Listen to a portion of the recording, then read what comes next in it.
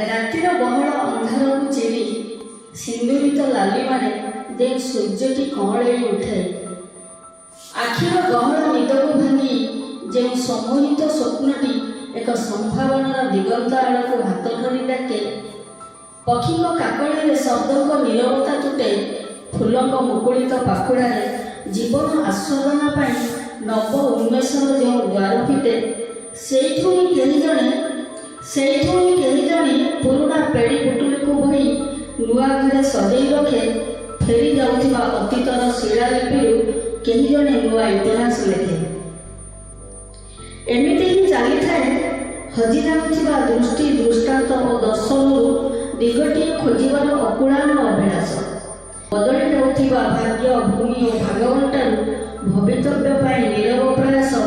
କେହି କ'ଣ ଜାଣିପାରେ ଅବରୁଦ୍ଧ ଚଲାପଥ କେବେ ପୁଷ୍ପିତ ଅବା କଣ୍ଟକିତ, ଆଶାର ଆକାଶ ଭର୍ତ୍ତି କେତେ ଅନ୍ଧାର ଅବା ଆଲୋକିତ।